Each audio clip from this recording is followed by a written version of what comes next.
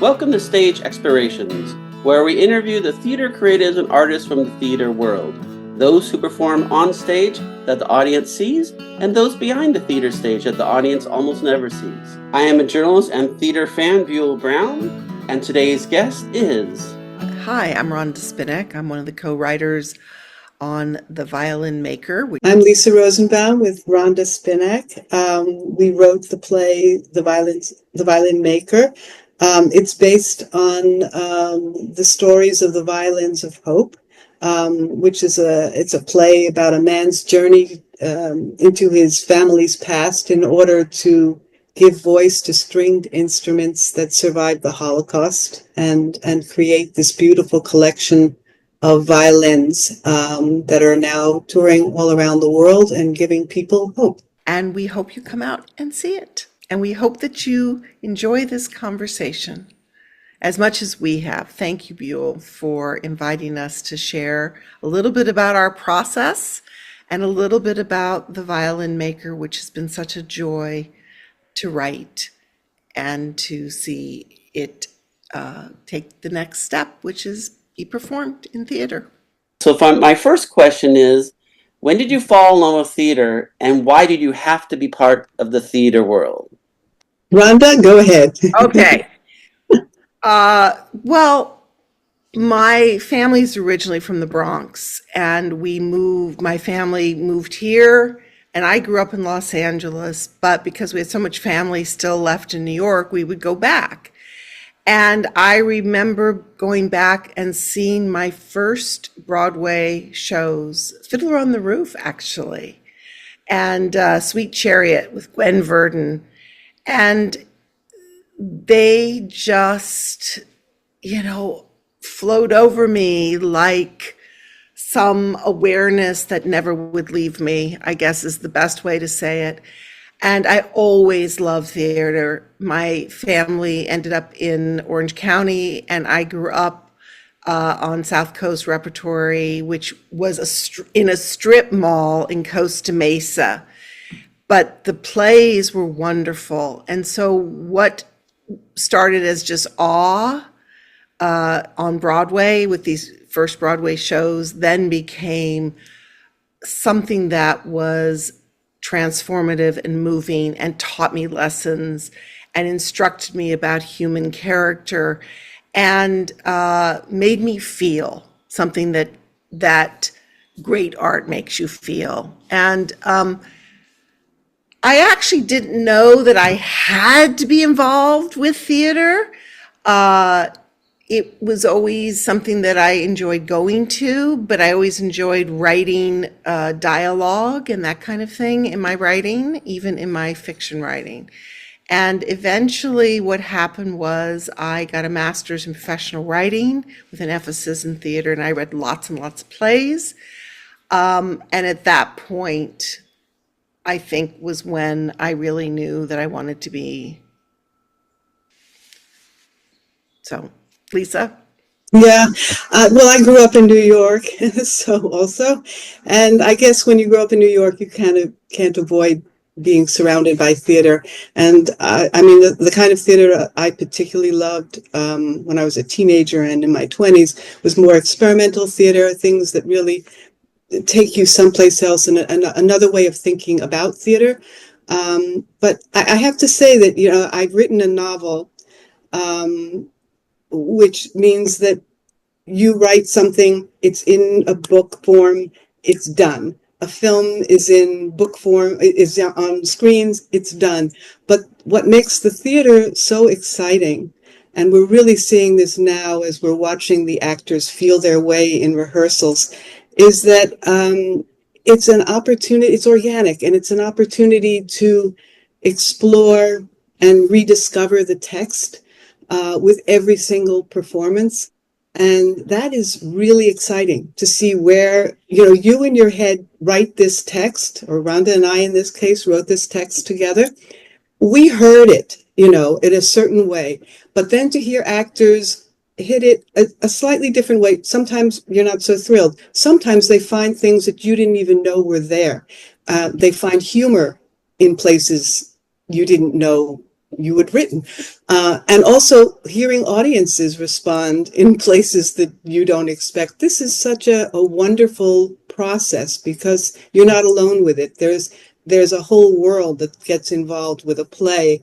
And in a way, it's kind of like the violin because it breathes and it's a living thing. It's, a violin's made of wood. And it touches us. And so that's where the theater kind of grips me. When did you fall in love with writing, and when did it go from an interest to an obsession? I can answer that one. I started writing when I was a little kid, writing really, really bad poetry. And it got even worse as a teenager, of course, full of angst. But I think it's almost like, as a kid, I used to hit a tennis ball against a wall and just doing it over and over and over. You get better and better at it. And writing has always been the way that I think about the world. It's the way I've learned to think about the world. And so, it was a kind of a natural progression once I had a story to tell, or stories to tell, that I'd want them to go out into the world in one form or another. Yeah, I don't know, writing obsession. I mean, like you, Lisa, interesting. We've never spoken about this. Yeah. I also wrote poetry, bad poetry, which I actually at the time thought was pretty good. I like the ideas in the poetry. I was always struggling with ideas and how people act in the world. I think writing is really challenging and really hard work. And if you choose a long form, that means you're just going to have a lot of work and it's going to be hard for a very long time. So I think, I was an avid journal writer from the time I was 13. And I think writing is a way of making sense of a world that oftentimes doesn't feel like it makes sense. And so for me, it's a way of working through my own feelings about myself, the people in my life, the people I love, and the world. And so I think for me, when a story or a idea just can't get resolved, then I think I take it to paper. And so I wouldn't say I'm obsessed. It's something that you kind of wish was easier, but it never is, and it always takes longer than you think it's going to take, So that's kind of where I am about writing. I like the end of it. I like the process where you turn it over to actors and you get to see what you've created, and then you get to noodle with it a little bit here and there because now it's a living thing away from you. Yeah. That part is fun. Yeah, the last bit of editing is also where you get to, clean it up, but also see what you have. And that's also the most fun part. Yeah. And this goes into my next question. The theater experience, why is it such a unique format for both the audience and the actors? Well, they get to speak to each other in the theater, audience and playwright and actors. And I mean, there are so many people. It's three-dimensional chess. In our play, lighting is going to play a big part. The music, which is interwoven throughout and is going to be live, plays a big part. The staging, the set, and then of course the actors, all of whom, come with different backgrounds and different ideas about what the text means. And then you have an audience who may or may not be familiar with the subject or and reacts to it, in any particular audience is completely different than another. And that is always such an interesting process of just watching that interaction. It's beautiful. Well said, Lisa. I totally concur. It's living, right? Every night is different. You think, oh, it's going to be the same. It's not. Your actors bring what they bring from the day to the evening. The audiences, a Saturday night group is different than a Sunday matinee group inherently, than a Tuesday or a Wednesday. And so all those variables cause, it's like chemistry, it's not always the same. It's different. So every night is really different. Why this particular performance is transformative, I don't know. Why did that particular night create something even more than what it usually does, or less? I don't know. It's the magic of theater, really, truly, and the magic of what happens when people come together and there's live performance and real people in the seats. You can't, I think the only thing that comes close is like sporting events where you have a group in a stadium and people on the field doing something. And I think that's why people love going to sporting events, because of the drama that's unfolding in front of your eyes. I just wish we had stadiums filled with audience members and we could do plays in stadiums. Imagine what that would be like. So I thought of that when they built a SoFi Stadium. I think that would be the perfect location to do large theater productions and all like that. yeah, I love that. Aerial and animals and all kinds of things. We can dream. So Nobody had ever dramatized it before. And its origins actually were that the Violins of Hope, which are this collection of Holocaust instruments, stringed instruments that survived, and were repaired and restored by an Israeli violin maker. It's an incredible story, and they travel all around the world. They're played by school children and by some of the great orchestras and virtuosi of our time.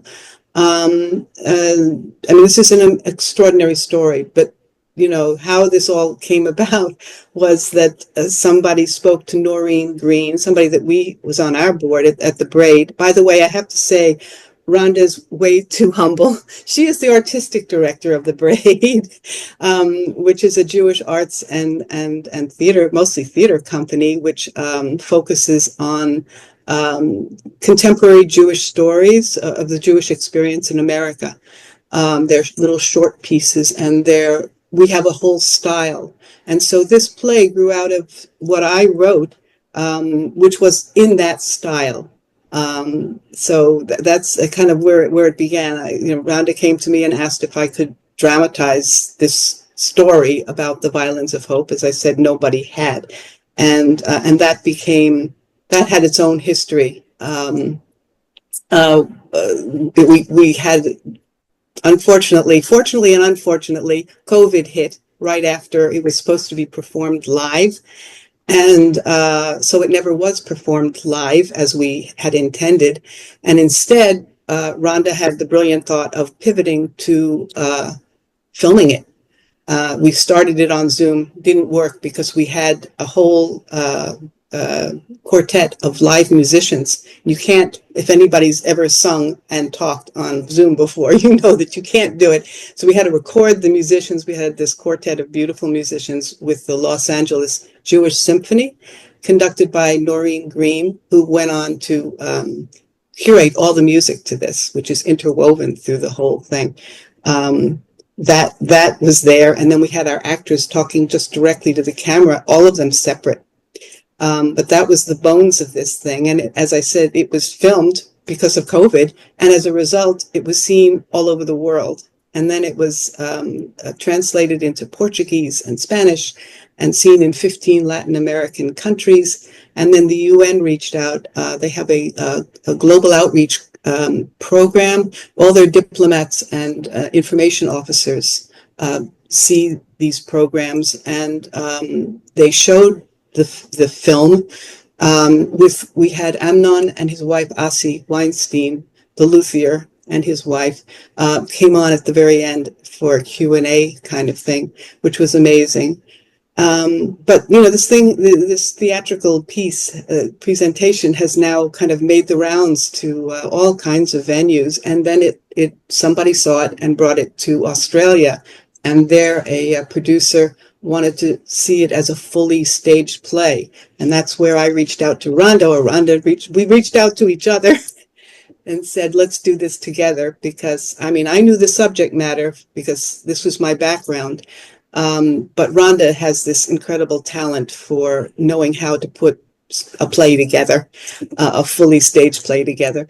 And so we had a lot of fun working together and creating this play that ultimately went to Australia. And then, this iteration of it is actually a real reworking after we have seen, we saw the original. We thought, we want to dig deeper.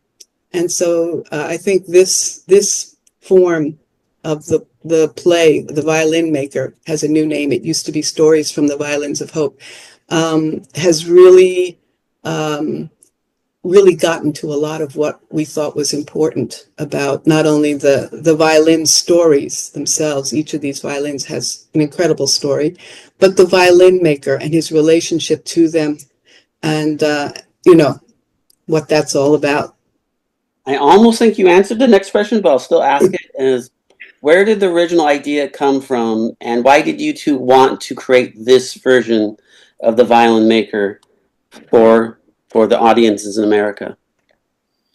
I guess I did answer it. Yeah. I think what happened initially is one of my board members at the Braid was sitting next to the artistic director of the Los Angeles Jewish Symphony, and the violins were coming to Los Angeles. And by the end of that meeting, the board member came back to me and said she really wanted to create something that it wasn't just a symphony, not just, but all over town, symphonies and schools and whatnot would be playing the Violins of Hope, but there wasn't really a dramatic retelling of this story. And so that's when I reached out to Lisa, and I knew her background, having written this book, A Day of Small Beginnings, which explores lots of different themes, and the Holocaust, and her husband's family were survivors. And so I knew she had a very strong and tender approach and view to the subject matter. I know her writing because she's also written for the Braid for 10 years. And she's a very lyrical, beautiful writer who's thoughtful and understands really the depth of emotion. And, why write something unless you're going to feel? And so, and the material inherently would allow a good writer to be able to take this material and share it in a way that would move people. The thing that's very interesting about this story is that most people think they know everything about the Holocaust, or people who know a lot about the Holocaust will say, oh, I know a lot about the Holocaust, but I didn't know this story. I didn't know that musicians played in ghettos and camps and underground and in the forest. And I didn't understand how the music really helped inspire and motivate and comfort people through the war. And I didn't know that there were surviving stringed instruments, and that some of those surviving stringed instruments had lost their owners to the Shoah. And yet these instruments are here as a testament to their owners. And also, violins live for centuries. Think of Stradivari and Guarneri violins. And so the idea that this man could take these violins, many of which were in really ruined condition, and restore them, bring their voices. Every violin has a different voice. Bring their voices back to the world, which are really the last voices of their owners, is really a powerful thing.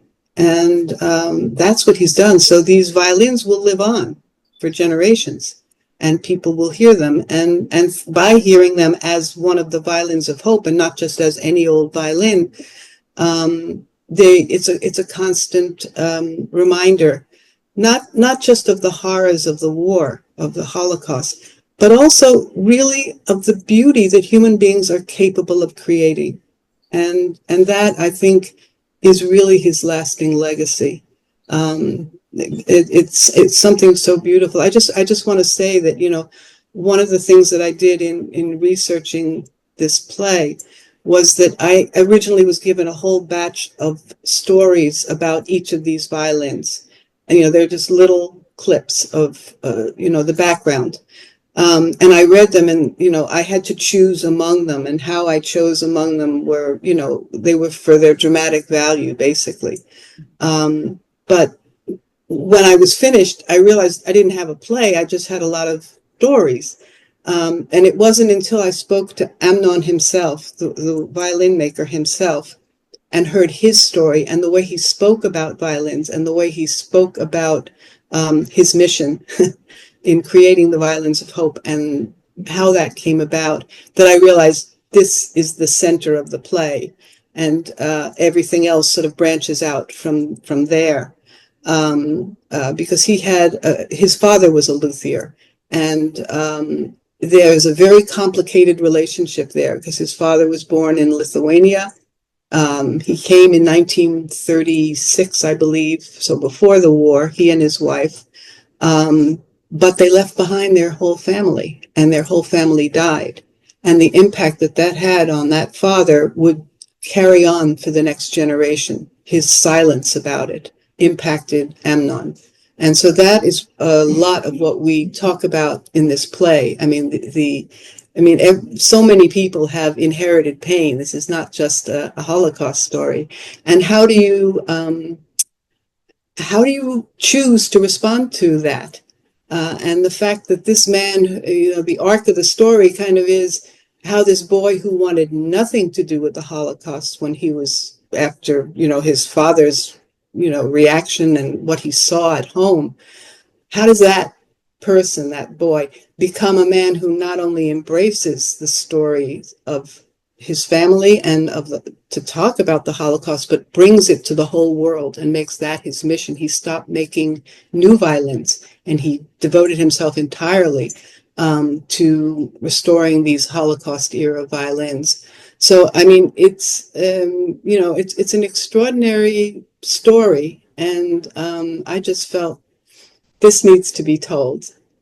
Is it easy or more difficult to create a play based on real history and real persons? Is there more stress, or especially that you were able to talk to some of the real people? Was it actually, did the stories flow faster because of all the information you got?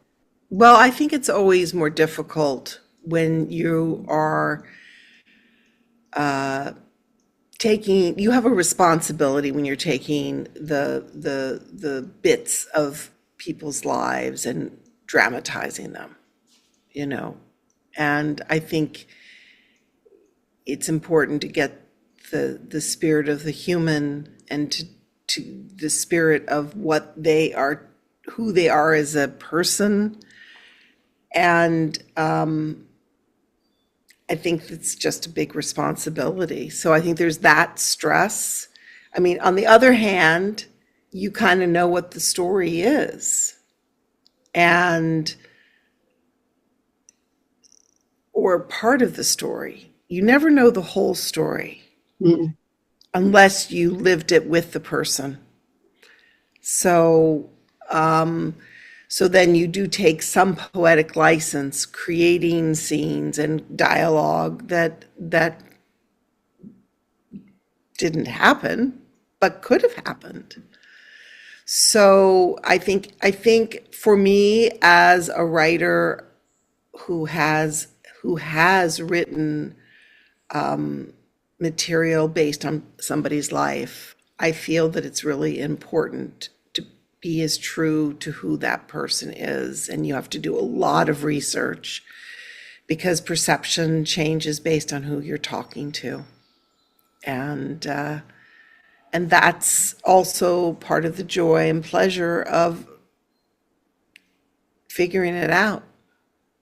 It's a big puzzle. Yeah, it is a big puzzle. But I mean, I think you have to be true not only to the characters, but also to history.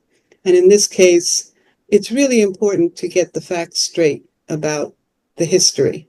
That, you know, that's been very important to us, and we did a lot of research. As I did with my novel, I just think these things, you have to get those things right. But having said that, there is a Jewish tradition of writing what we call midrash, which is when the text, the Torah, doesn't just sort of has a piece of a story. There's been a long playful history of writing stories that explain the text, that fill it out, that find meaning in it. And that's kind of what you always have when you have a person's life. We had so many questions about, you know, who was Amnon? I mean, I got to know Amnon a bit, but and he told me quite a bit about his relationship with his father, but you kind of sink down and wonder what happened that made him move in this direction or that direction, or how he reacted here and there in this play. That you have to fill in because, you know, he's not going to say, he may not even know. And that's, I mean, that's the job of the playwright, to get to these deeper issues, human psychology and motivation. So, and that's the fun part too.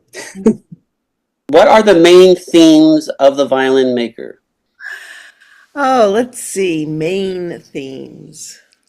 Well, I think it's about one of the main themes is confronting history, confronting your past, your family's past, and excising that. Sometimes there are things in our lives that keep us from reaching our potential, or from even fulfilling our dreams, or crossing a goal off of our list.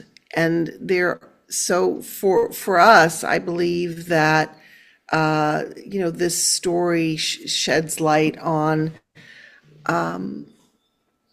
one man's ability to finally confront and speak about things that have been silent in the family. Yeah. Go ahead. Yeah, I was going to say, it's also about that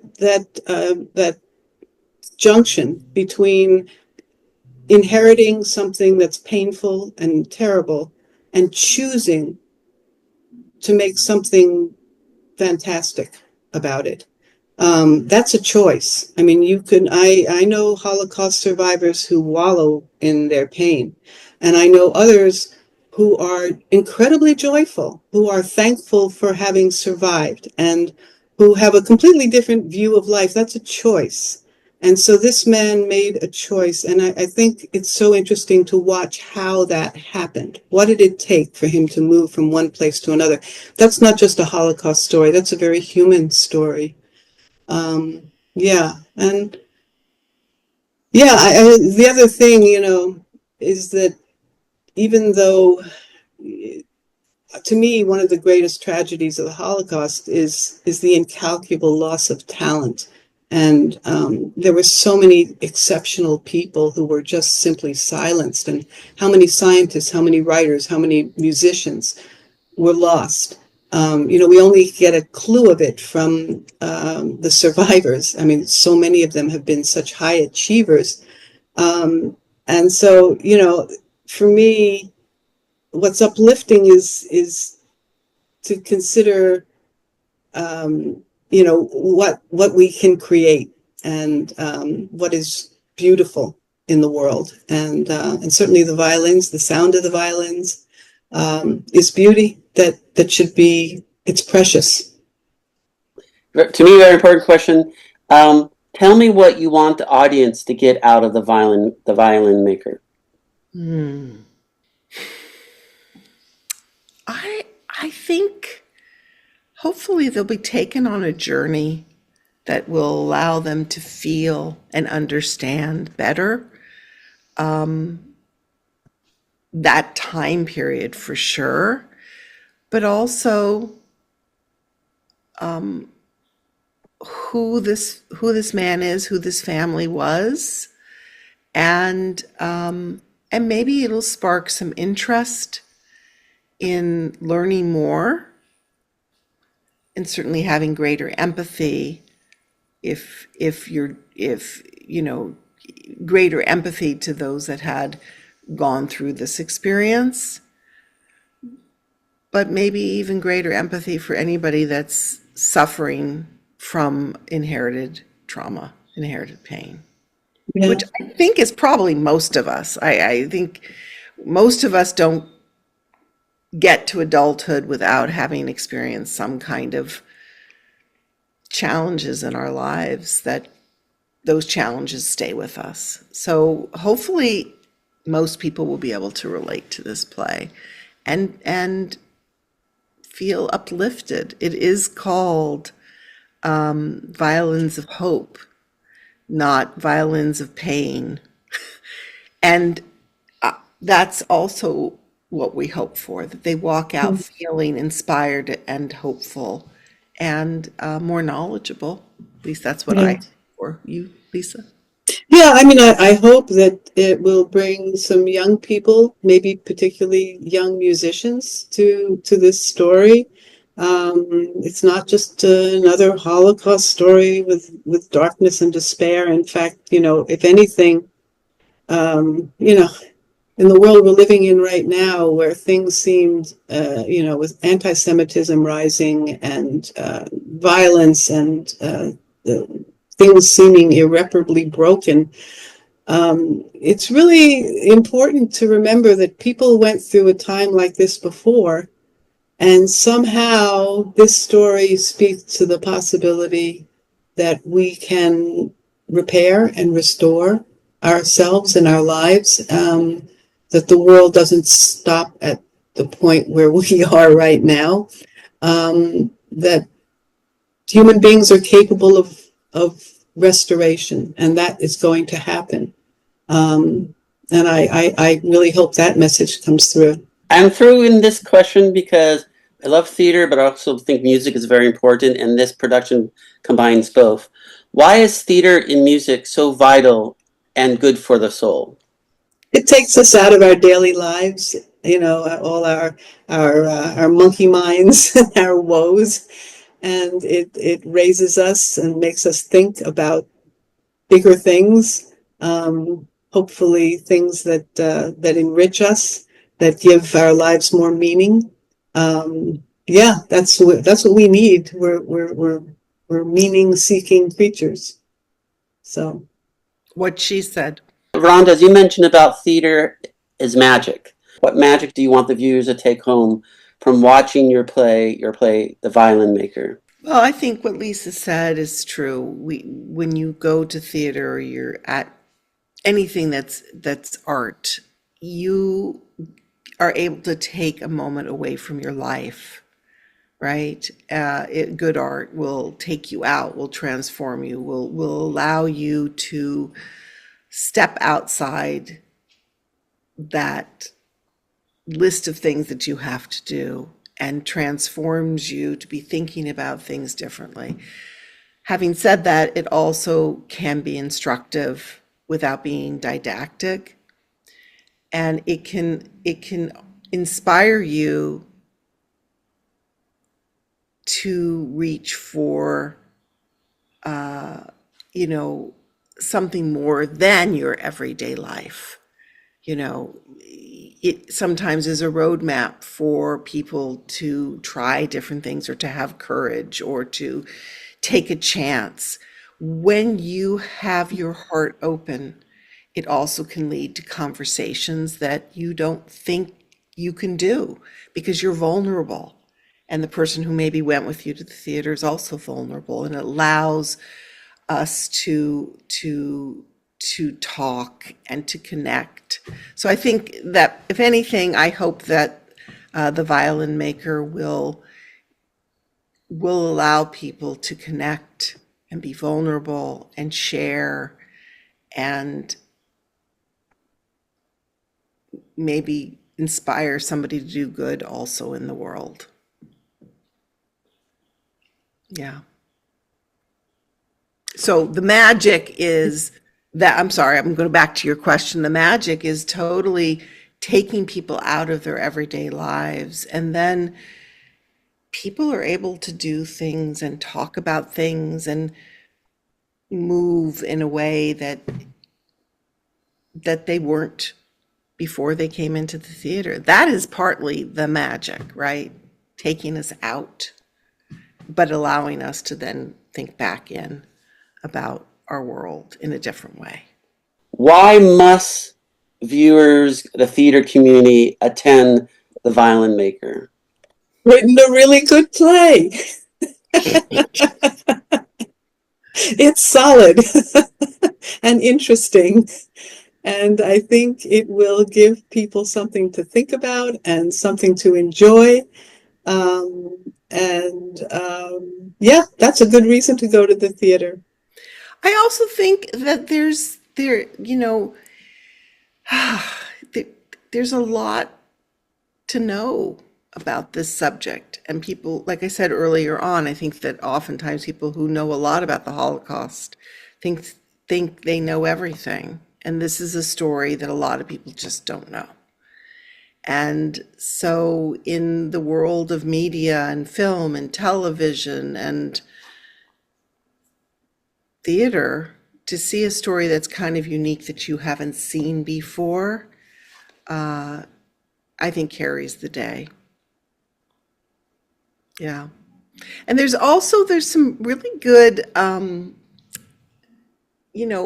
ethical questions about, like, when do you move on? When is the pain too great that you can't move on?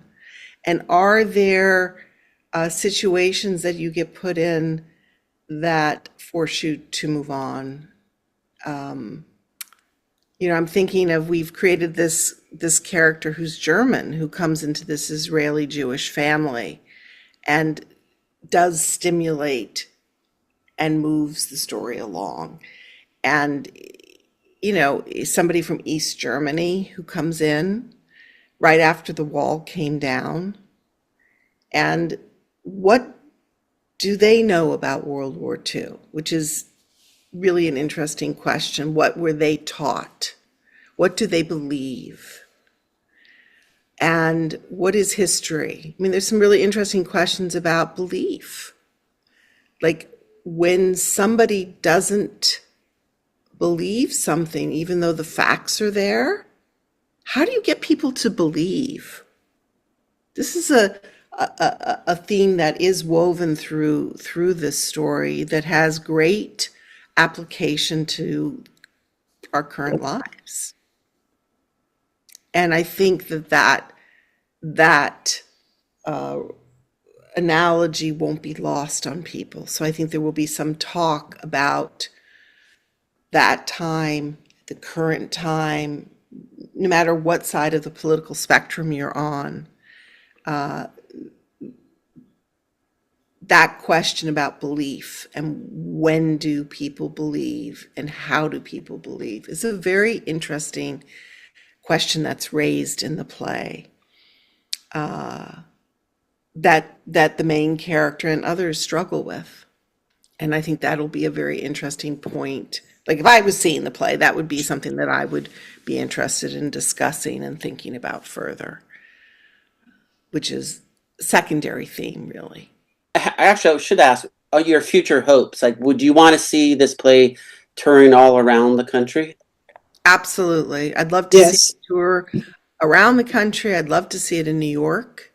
The Braid brought one show to New York a few years back called Not That Jewish. It played off Broadway at New World Stages.